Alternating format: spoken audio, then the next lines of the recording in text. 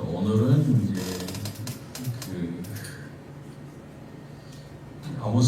아모스의 그 심판 예언의 말씀 중에서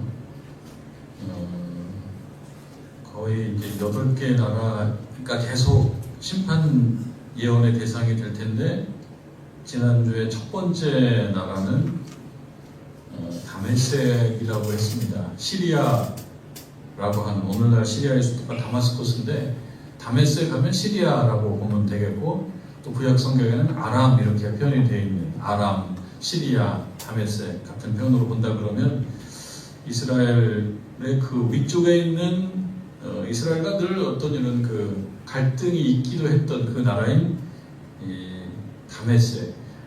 지난주에 말씀드렸다시피 이 모든 심판 예언의 말씀들은 결국 가면 갈수록 최종적으로 북왕국 이스라엘의 심판 예언을 향해서 계속 가고 있는 거예요. 그러니까 이 앞에 나오는 다메섹에 대한 심판 예언이나 오늘 나오는 가사에 대한 심판 예언은 이 자체로도 의미가 있지만, 왜 그러냐면 북왕국 이스라엘만 하나님의 백성이 아니고 북왕국 이스라엘만 인류가 아니잖아요. 대한민국 사람들도 있고. 그러니까 다메섹이나 가사를 얘기한다는 것은 대한민국도 얘기한다는 거죠. 뿐만 아니라 미국도 얘기한다는 거예요. 그러니까 북왕국 이스라엘, 성경에 나오는 주인공이라고 얘기하는 유다, 이스라엘만 하나님의 관심, 복과 저주의 대상이 아니라 다른 나라들도 다 마찬가지입니다. 다만 이 드라마의 주연을 지금 북왕국 이스라엘이 하고 있기 때문에 북왕국 이스라엘 쪽으로 점점 가고 있다라고 하는 점이 어떤 포커스가 그쪽인 거지, 다 각자 남의 집 귀한 자식입니다. 이 자식만 남의 집 귀한 자식이 아니고 이 자식도 남의 집 귀한 자식이에요. 그렇게 보면 다메섹도 귀한 자식입니다. 다메섹도 귀하고 가사도 귀합니다. 또 달리 얘기하면은 북왕국 이스라엘도 하나님께 해초리를 맞아야 되지만 다메섹도 해초리를 맞을 이유가 있으면 해초리 맞아야 되고, 가사도 해초리 맞아야 되고 해초리 맞아야 되고, 대한민국 국민들도 해초리 맞으면 해초리 맞아야 된다는 뜻이죠. 어느 교회가 문제가 생겼다 그러면 어느 교회만 문제가 있는 게 아니라 결국은 내가 다니는 교회도 그러한 문제에 부닥쳤을 때 똑같이 해초리 맞을 수 있다라고 하는 그러한 특별함과 일반론, 같이 두 개가 다 통합된다는 겁니다. 그래서 처음에는 다메섹에 대한 심판이 있었고, 오늘은 가사에 대한 심판이 있고, 점점 북왕국 이스라엘을 향해서 가다가 북왕국 이스라엘에서는 내용이 굉장히 확장된 심판한 내용이 많습니다. 오늘 같은 경우는 심판 내용이 적어요. 적다라고 해서 중요하지 않다는 거 아닙니다. 우리가 성경 말씀에 보면 이사야 성경이 66장까지 있고, 아모스는 그래봤자 9장까지, 그럼 이사야는 훨씬 더 중요하고 아모스는 중요하지 않다? 무엇을 기준으로 따지면 그렇습니까? 분량으로 얘기하면. 분량으로 얘기하면은 더 중요하다고 얘기할 수 있지만, 분량이 많다라고 해서 중요하고 분량이 적다라고 해서 안 중요하고, 분량이 많다라고 하는 것은 특별히 이 문제를 좀 다루겠다라고 하는 거지, 분량이 적다라고 해서 결코 중요하지 않다는 것은 아니다. 다루는 데 있어서 중심적으로 다루지 않는다는 것 뿐이죠. 대한민국 국민들도 마찬가지입니다. 우리 대한민국 국민들이 성경에 나오진 않지만 중요하지 않아서가 아니라 우리들도 역시 다 중요한 그 나름대로의 이야기가 있다. 우리 역사 이야기가 있는 거고, 이 역사 이야기는 하나님 보시기에 칭찬받을 사람은 칭찬받는 거고, 그렇지 않은 부분들은 회초리 맞는 거죠. 자, 오늘은 두 번째, 가사라고 하는, 나라라고 해야 되겠죠. 나라라고 해야 될 수도 있고 국가라고 해야 될 수도 있고, 이제 국가 동맹의 한 부분이라고도 볼 수도 있습니다. 왜냐하면 여기 보면 8절에 보면 이렇게 나오잖아요. 8절 끝에 보면, 끝에서 두 번째 줄 보면 블레셋에 남아있는 자가 멸망하리라, 그렇게 이야기하면서 지금 가사만 얘기하고 있는 게 아니고 블레셋이라고 하는 이름이 등장합니다. 가사와 블레셋은 무슨 차이가 있냐? 가사는 그러니까 도시 국가 연합의 블레셋이라고 하는 도시 국가 연합의 한 중요한 도시 국가가 가사다, 이렇게 보면 되는 겁니다. 블레셋이라고 이름이 나와요. 블레셋은 저 동맹, 도시국가 연맹 이렇게 우리가 보면 됩니다. 그럼 그 안에 몇 개가 있어요. 몇 개가 있냐면 5개가 있어요. 전통적으로 알려진 5개의 도시국가가 있어요. 그 중에 대표적인 데가 가사인 거예요. 그리고 여기 여러 개가 또 나옵니다. 가사만 나오는 게 아니라 8절에 우리가 읽었습니다만 내가 또 아스돗에서 그 주민들과 아스돗도 블레셋을 형성하는 도시국가 중에 하나이다. 이렇게 보면 되죠. 그럼 그 다음에 또 나와요.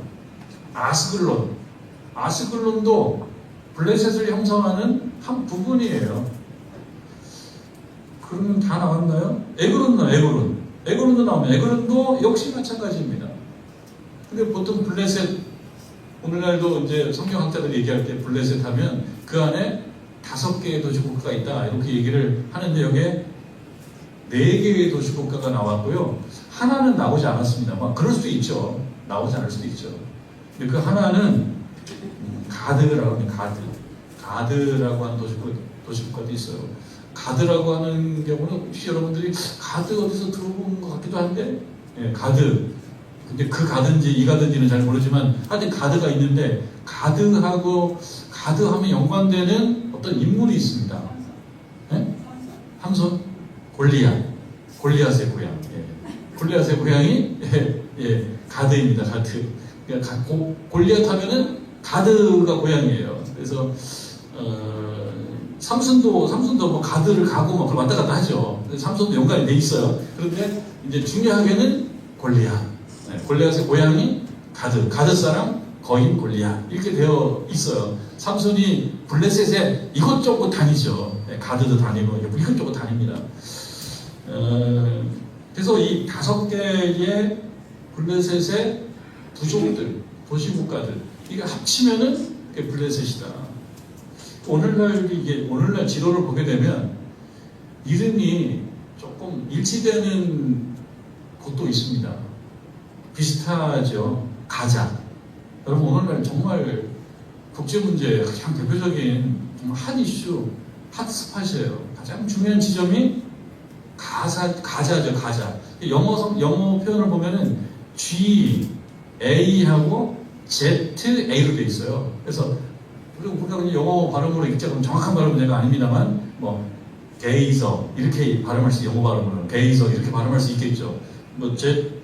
G, A, Z, A니까 우리는 가자 이렇게 읽지만 미국 사람들은 A를 가라고 발음 안 하니까 게이저 이렇게 발음하지 않을까. 그건 여러분들 정확하지 않습니다. 찾아서 확인하십시오. 하여튼 가자가 있습니다. 가자. 근데 우리 성경에는 가사로 되어 있는데 그 가자와 오늘날 가자와 이 가사가 똑같다고는 볼 수 없지만 지역적으로 바로 그것입니다. 왜냐면 오늘날 가자는 하나의 딱 도시라고 딱 찍을 수가 없잖아요. 보통 가자를 오늘날 얘기할 때 가자 지구 이렇게 표현하잖아요. 그래서 가자라고 하는 그 지역을 이 구글 지도로 확대해서 이렇게 보게 되면 그 안에 도시가 몇 개 있습니다. 저 아래 보면 나파라고 하는 도시도 있고 기억은 안 납니다만 좀 큰 도시가 남부에 있어요. 왜냐하면 지금 이스라엘이 북쪽과 중부를 너무 많이 공격을 많이 했고요. 많은 사람들이 가자 남쪽으로 좀 내려와 있는 상태. 나파라고 하든가 그렇습니다. 그리고 알려져 있기로는 한 200만 명 정도 인구가 된다.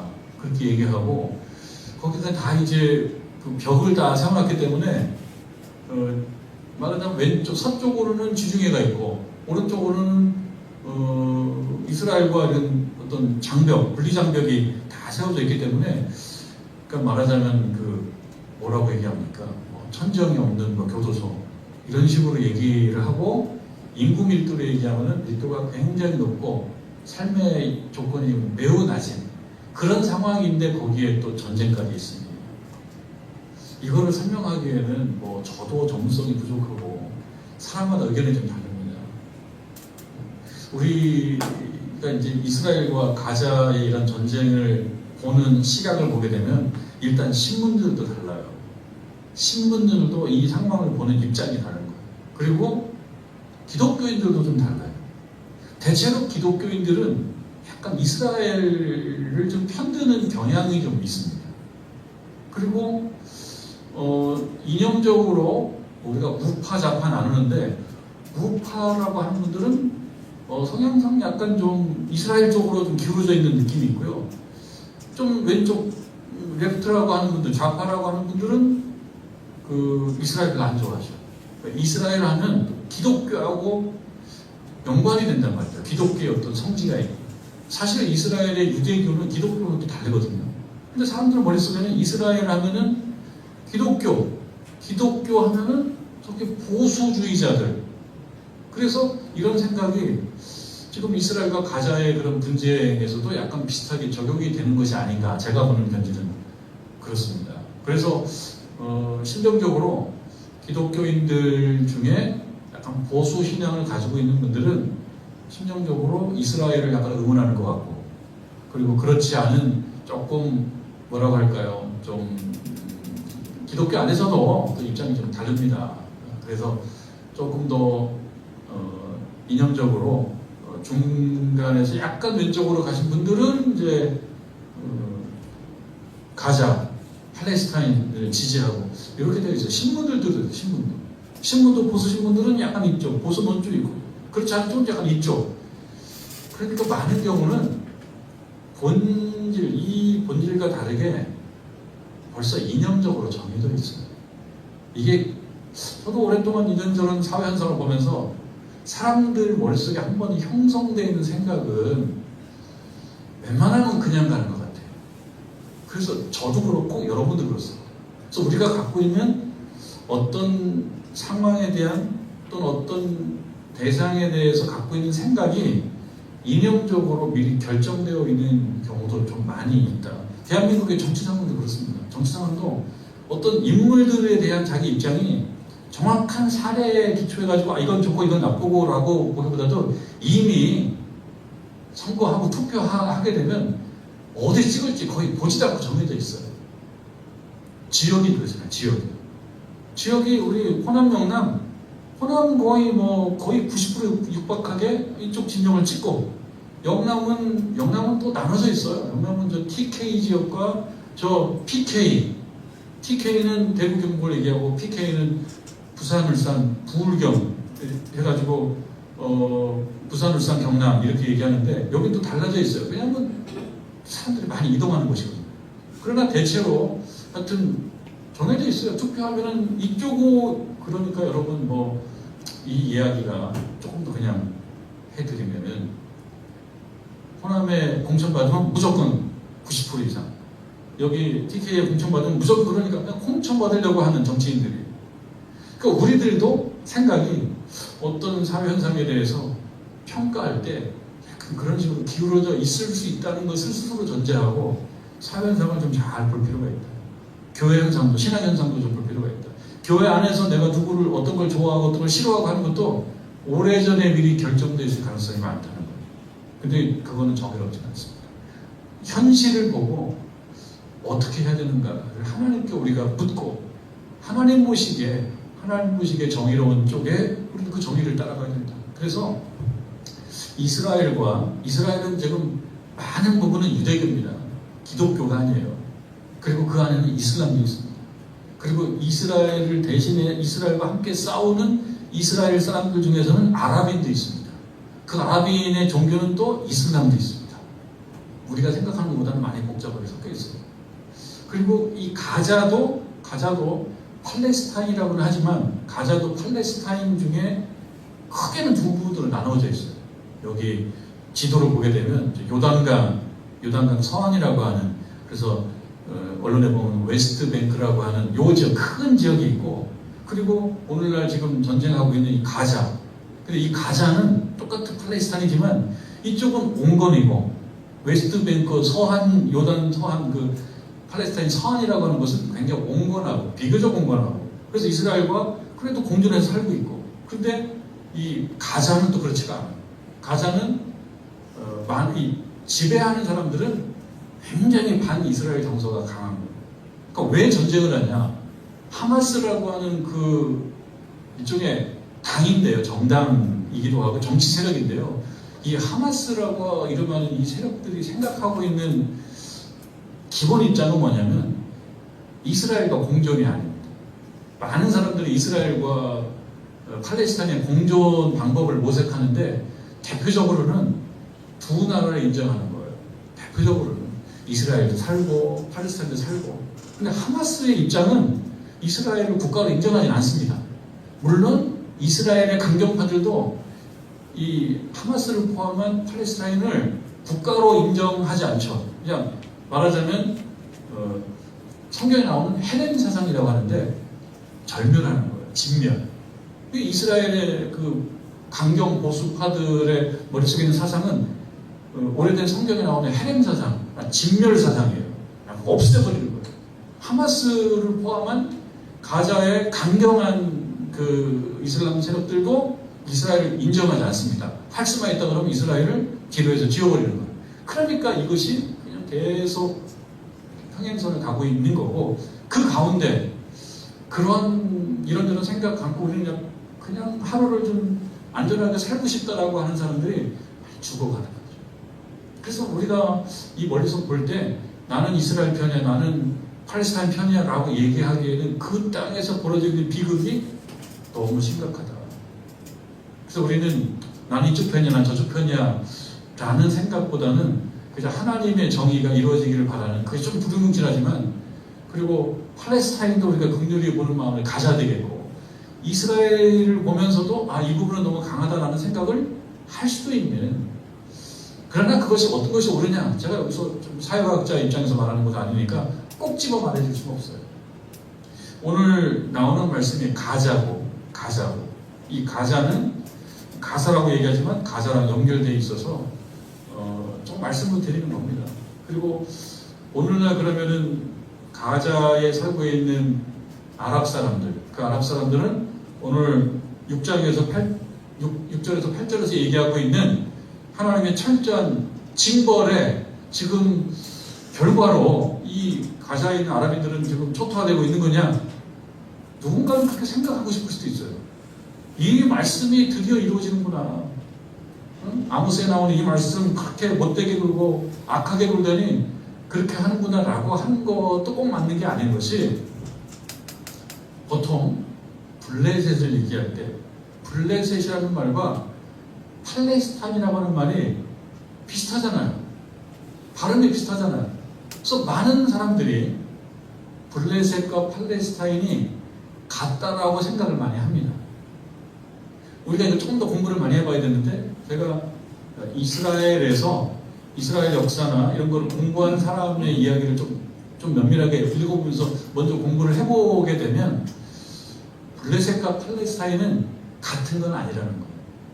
그런데 같다고 생각하는 거예요. 그러니까 오늘날 팔레스타인이 저렇게 그냥 공격받고 폭탄받고 폐허가 되고 해야 되는 거를 이 블레셋이 하나님의 심판을 받는 것과 너무 쉽게 연관시키기도 하는데 그러지는 않다. 같은 건 아니다. 이 부분은 조금 설명을 좀 해드리고자 합니다. 그래서 오늘 우리가 나누는 말씀은 6절부터 8절까지 읽고, 가사의 서너 가지 죄라고 얘기하는, 그래서 용서받을 수 없는 그 심판의 원인이 되는 그 죄가 뭔지 그건 간단하게 나오거든요. 그 간단한 말씀은 뒷부분에서 우리가 한번 살펴볼 거고, 앞부분에서는 블레셋, 팔레스틴 조금 공부하는 시간을 좀 가져보는 겁니다. 이럴 때 공부 안 하면 또 언제 공부하겠습니까? 조금 설명을 해드리고, 그리고 오늘 6절에서 8절에서 이야기하고 있는 이 가사를 포함한 그 블레셋의 5 부족이 저지른 용서받지 못할 죄가 무엇이며, 그 죄는 우리와 무관한가? 우리들은 그럼 그 죄에 무관한가? 이 부분을 한번 좀 생각해 보는 시간을 갖고자 하는 것입니다. 블레셋은 성경에 여러 차례 많이 등장합니다. 그래서 우리 아까 권사님 말씀해 주시다시피 삼손 하면 어떤 시대입니까? 사사시대잖아요. 사사시대부터 블레셋이 등장을 해요. 그래서 이스라엘과 계속 싸우는 관계, 이스라엘에 피해를 주기도 하고 또 제압당하기도 하는 그런 이스라엘 옆에 있으면서 늘 싸움, 전쟁의 동반자예요. 그게 블레셋입니다. 블레셋은 성경에 여러 차례 등장하는 고대 민족입니다. 그리고 이스라엘과 오랫동안 대립해온 지중해 연안의 도시국가 연합이다. 그래서 지도를 보게 되면 가자도 지중해에 붙어 있고, 가자, 오늘날 아슈도시라고 지도를 보면 아슈도 그대로 나옵니다. 그리고 아까 얘기했던 것처럼 아스클론, 이것도 이름 그대로 나옵니다.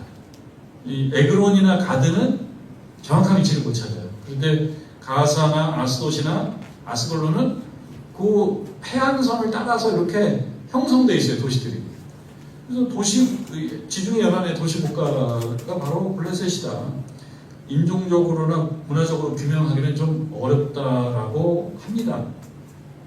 시대에 따라서 많은 모습이 있지만 주전 한 12세기, 그러니까 1100년 어간, 1000년 그 사이에 가장 흥왕했던 그 블레셋은 그랬다는 겁니다. 그리고 이제 사울이 지나면서 다윗 때 이제 다윗이 골리앗을 제압하면서 블레셋의 힘은 성경적으로는 많이 약화된 상태로 나오는 게 블레셋이다. 그리고 블레셋 사람들은 저기 해양 민족이에요. 저기 크레타 섬에서 넘어왔다고 알려져 있어요. 오늘날 그 지도를 보면 그리스 아래 크레타 섬이라고 있거든요.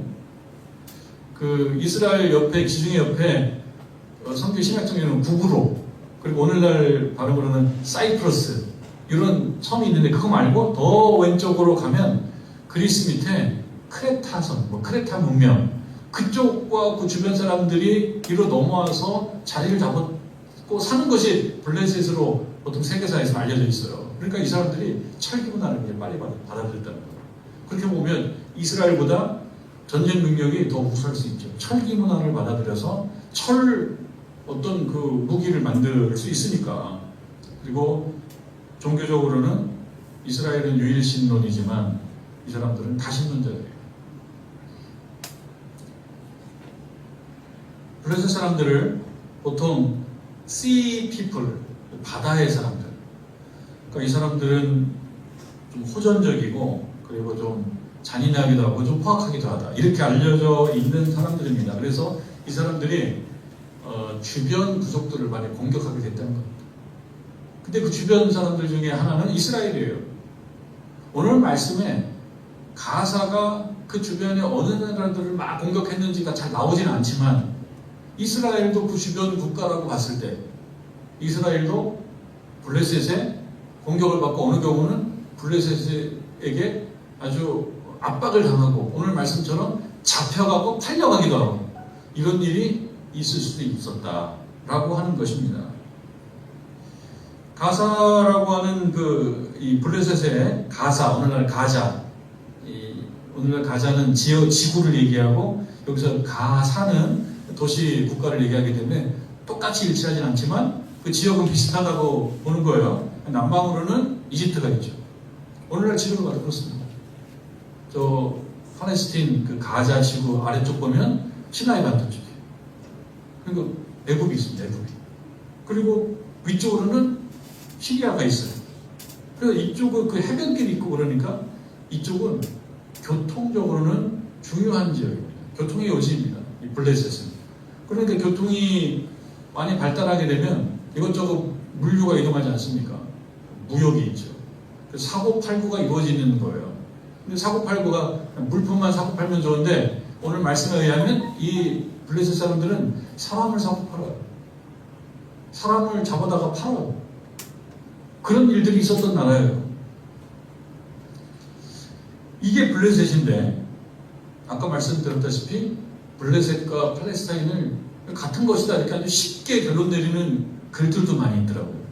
그런데 이스라엘 벤구리온 대학, 벤구리온 하면 이스라엘의 초대 총리라고 하는데 벤구리온 대학을에서 공부한 이스라엘과 시오니즘을 공부한 이제 전문 학자의 말을 제가 조금 읽고 먼저 인용해 드리는 겁니다. 그 연구자에 따르면은 우리가 팔레스타인 민족이라고 알고 있는 사람들은 팔레스타인 사람, 이거는 팔레스타인 민족이 아니고 팔레스타인이라고 말하는 그 지역에 살고 있는 사람인 거예요. 그럼 오늘날 우리가 팔레스타인 하면 지금 이스라엘 그쪽도 이스라엘 빼고는 팔레스타인이라고 한단 말이에요. 근데 이스라엘도 팔레스타인이에요. 그 지역으로 얘기해요. 근데 이스라엘이 1948년도에 거기에 깃발을 끊고 나라를 세웠기 때문에 이스라엘이 된 거지만 그전에는 그 팔레스타인이었던 거예요. 팔레스타인. 그 팔레스타인에 살고 있는 사람을 팔레스타인 사람이라고 하는 거죠. 근데 이 연구자에 의하면 팔레스타인 민족이라고 할 수는 없다는 거예요. 왜냐하면 팔레스타인에 사는 사람들은 딱 하나만 있는 게 아니에요. 여기에는 유대인도 있고요. 그리고 베두인도 있고요. 아랍 사람도 있다는 거예요. 근데 그 중에 오늘날 팔레스타인 얘기하면요. 유대인들 얘기하지 않습니다. 오늘날 팔레스타인 사람들 그럼 어떤 사람을 얘기합니까? 아랍말 쓰는 사람들이에요. 아랍어 쓰는 사람들. 그러니까 팔레스타인에 살고 있는 아랍 사람들. 그런데 팔레스타인에 살고 있는 아랍 사람들 중에서 이스라엘이 1948년도에 거기서 독립해서 나라를 세우는 그 시점에 그냥 그쪽으로 편입된 아랍 사람들도 있습니다. 그러니까 아랍 사람들이라고 해서 다 팔레스타인 사람은 또 아닌 거죠. 그 중에 어떤 사람들은 이스라엘 시민권을 갖고 살고 있는 거예요. 그리고 이스라엘 말을 쓰고. 근데 우리가 팔레스타인 사람들이라고 오늘날 얘기하면은 말하자면 아랍 사람들이고 아랍 말을 쓰고 민족이 있었던 건 아니라라고 얘기합니다. 그 중에 살고 있었던 사람들이 다수가 아랍 사람들이고 그리고 이후 등장하는 역사에서 우리가 팔레스타인 사람들 혹은 잘못 이야기하고 있는 팔레스타인 민족. 팔레스타인 민족은 이 학자에 의하면 잘못 쓰는 거라는 거죠. 팔레스타인 민족이 아니고 민족이 없었다는 거예요. 그 팔레스타인 지역에 살고 있는 아랍 사람들. 그래서 1948년도 5월 14일 그때 이제 이스라엘이 나라를 세우거든요. 이때 이스라엘이 과거 영국령 팔레스타인 영토에 세워지기 이전까지 이스라엘이 세워지기 이전까지 팔레스타인이 그냥 지역 명칭이었다는 거예요. 국가 개념 아니라는 겁니다. 국가로 존재해 본 적이 없대요. 팔레스타인은. 여러분들 그거 정리를 하시면 됩니다. 블레셋과 팔레스타인은 똑같지 않다. 똑같다라고 해서 오늘날 가자가 심판받아야 된다? 이렇게 결론 내리는 것은 맞지 않다.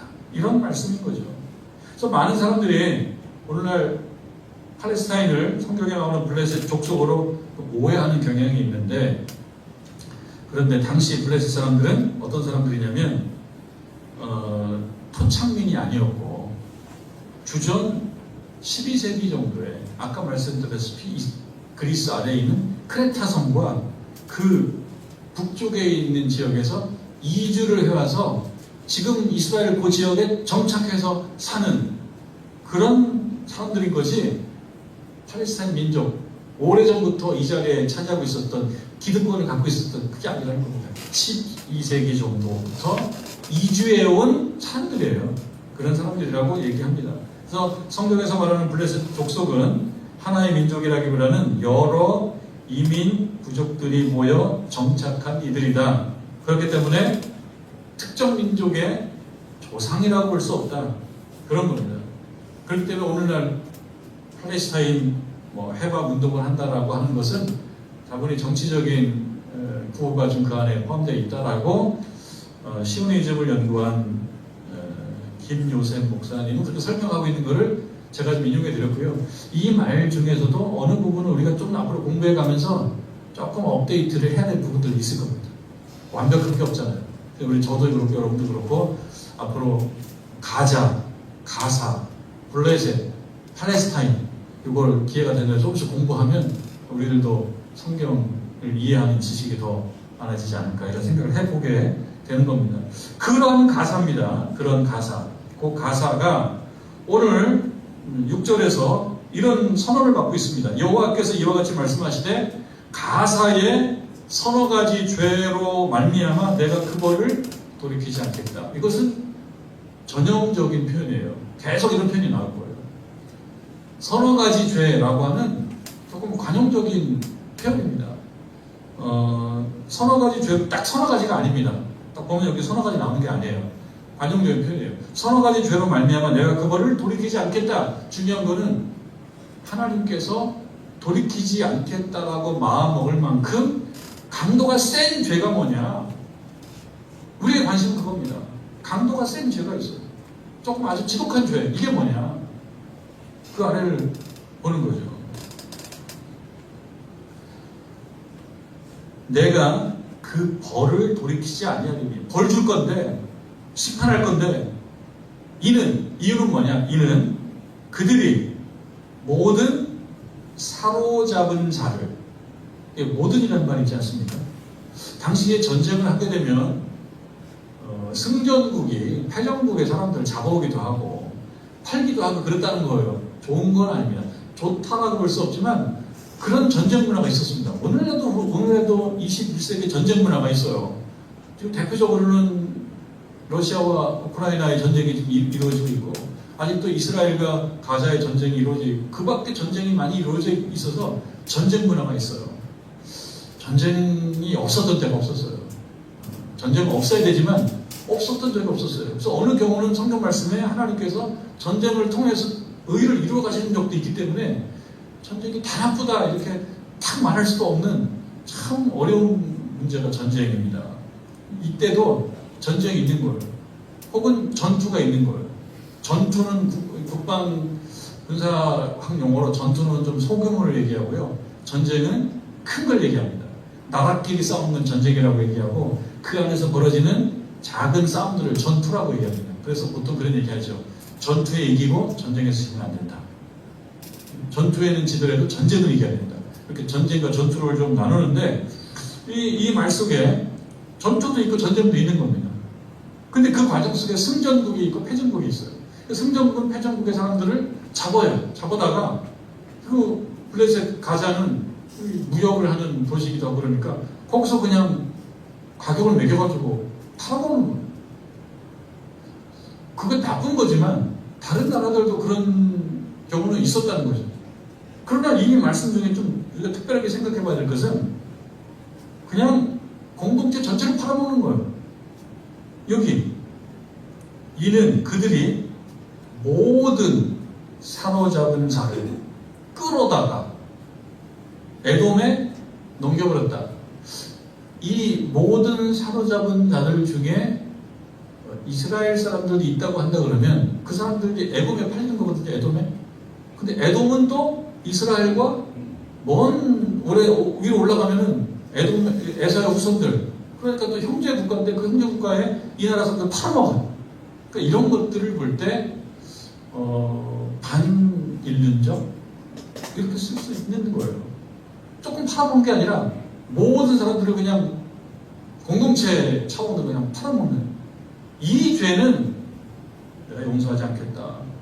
그렇게 이야기하고 있습니다. 그렇게 말하고 있습니다. 여러 마을을 약탈하고 그 지역 사람들을 전부를 팔아먹었다. 그것을 용서하지 않겠다.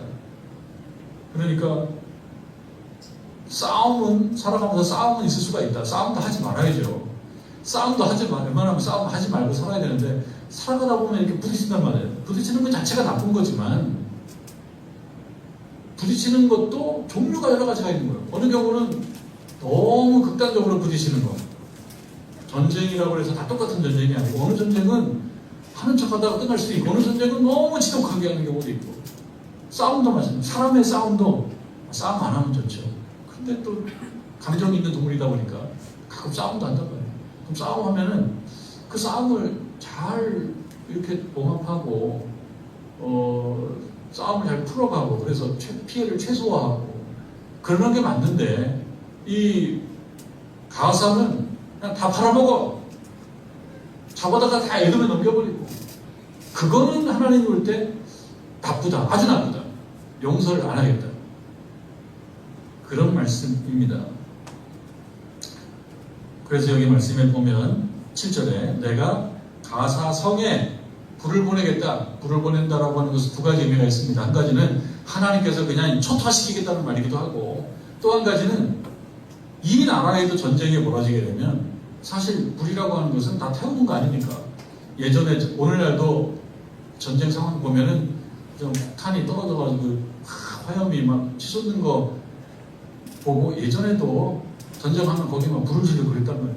그러니까 하나님께서 그냥 초토화시킨다라는 의미도 있지만 또 하나는 전쟁을 통해서 이 나라도 똑같이 당한다라는 뜻도 있습니다. 내가 가사성에 불을 보내리니 그 궁궐들을 살겠다. 그리고 8절에 내가 또 아스돗에서, 이것도 블레셋입니다. 그 주민들과 아스글론에서 큐를 잡은, 권력을 잡은 자를 끊고 그 손을 돌이켜 에그론을 친다. 그래서 블레셋에 남아있는 자가 멸망한다. 그냥 초토화시키겠다. 누가 하겠다는 겁니까? 주 여호와께서 말씀하셨느니라. 그래서 여기 지금 6절부터 8절까지는 가사, 블레셋에 대한 심판 예언입니다. 오늘날 우리에게 주는 교훈을 생각해 봐야 되겠죠. 가사는 멀리 있는, 오늘날 저 멀리 있는, 비행기 타면 지금 10시간 간다고, 10시간 가야죠.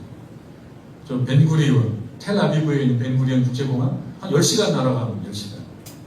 그렇게 멀리 있는 도시라고만 생각하면 그냥 이야기죠. 뜬구름자는 이야기죠. 그러니까 우리에게 주는 교훈은 뭐냐? 우리의 삶의 현장, 혹은 내 삶의 바운더리 내에도 가자가 있을 수가 있다. 그리고 내 자신의 속에도 조그만 가자가 있을 수도 있다는 걸 생각해 봐야 돼요. 이 가자는 뭡니까? 힘을 가지고 너무 잔인하게 써먹는 거예요. 오늘날도 정치적으로도 그렇고 국가적으로도 그렇고 힘의 차이는 있을 수밖에 없거든요. 그러니까 힘을 잘 써야 되는데 힘을 너무 독하게, 무자비하게 써먹는다. 여기서 무자비하게라는 건 독하게 상대방을 고려하지 않고 내가 힘이 있으니까 그냥 눌러버리는 거예요. 이거는 틀렸다. 우리가 살아가면서도 우리는 때때로 강자이기도 하고 약자이기도 합니다. 여러분도 그렇습니다. 저도 그럴 거예요. 어느 경우는 강자예요. 어느 경우는 약자예요. 근데 우리가 어떤 사람들 안 좋아합니까? 강자한테는 고개 숙이고, 강자한테는 그냥 막 손바닥 막 이렇게 하고, 아유 뭐 영광 올려드리고, 약자에게는 눈빛이 달라져요. 그래서 제가 예전에 말씀드렸지만 비둘기가 평화의 상징이 아니더라고요. 비둘기가 힘약한 비둘기를 막 쪼고 막 그래요. 양도 막 들이받고 가까이서 보면 그렇더라고요. 우리들도 가까이서 보면 힘의 차이가 있어요. 각자가 여러 가지 힘의 차이가 있어요. 근데 그 힘의 차이가 센 힘으로 약한 자를 잘 도와주고 보완해주고 하는 것이 하나님이 원하시는 건데, 힘이 좀 세다고 그래서 어느 경우는 그냥 눌러버린다. 내가 힘이 약하면 힘이 센 사람 앞에서는 또 아이고 훌륭하십니다 이렇게 얘기하고, 우리가 싫어하는 사람도 아닙니까? 힘 센 사람한테는 고개 숙이고 힘 약한 사람한테는 그냥 무슨 친절하고, 우리가 되게 싫어하는데요. 그냥 우리들도 냉정해 보면 그런 경우가 좀 있어요. 우리들도 있는데 강도가 좀 약하기 때문에 안 느껴질 뿐인 거예요. 그러니까 우리들도 어쩌면 약간 가자 노릇을 할 수도 있다. 집에서 부모가 자녀에게 가끔 저도 깜짝깜짝 놀라는 거죠. 저도 부모인데 아이들에게 내가 힘이 좀 더 지금은 아직까지 세니까 좀 억지를 쓰는 게 아닌가. 억지를 쓰기도 해요. 그러면 사실 저도 약간 가자인 거예요. 작은 가자. 저도 가자예요. 억지 논리를 가지고 틀렸다고 그렇게 얘기하고 뭐라고 얘기하면은 아빠가 경험이 더 많지 네가 경험이 더 많냐 이런 식으로 누르기도 하는 것도 사실은 가자스러운 면이 없지 않아요. 교회에서도 힘 차이가 있어요. 힘 차이가. 그러니까 힘이 세면 힘이 약한 경우를 좀 돌봐줘야 되는데 그러지 않는다 그러면 내 안에도 가자가 있는 거예요. 그렇게 생각해 볼 수 있어요. 최근에 여러분 보도에 보면은 잘 나가는 배우인데, 그러니까 예쁜 배우더라고. S, 이름을 제가 얘기하지 않겠습니다. S 배우더라고. 젊은 배우인데 그냥 고등학교 때 후배를 이렇게 엄청 패줬나봐요. 여자 배우가 남자 후배를 그냥 막 패줬나봐요. 그래서 그게 또 문제가 돼가지고 또 대법원 소송을 걸고 그랬다고 그래요. 그래가지고 근데 하는 말이 그냥 사과를 하면 내가 넘어가려고 그랬는데 끝까지 아니라고 그래가지고 내가 얄미워서 그냥 이건 포기 못한다고 얘기하는, 그러다 보니까 또 뭐 증인도 생기고 누가 보면 나도 그때 봤어 이런 사람 생기고 좀 이 배우가 약간 난처해졌어. 앞길이 막힐 것 같아요. 이 배우가. 왜 그러냐면 젊었을 때 고등학교 때 3학년 때 힘이 세다고 힘이 약한 사람 막 해버렸거든. 이게 지금 앞길이 막힐 것 같은.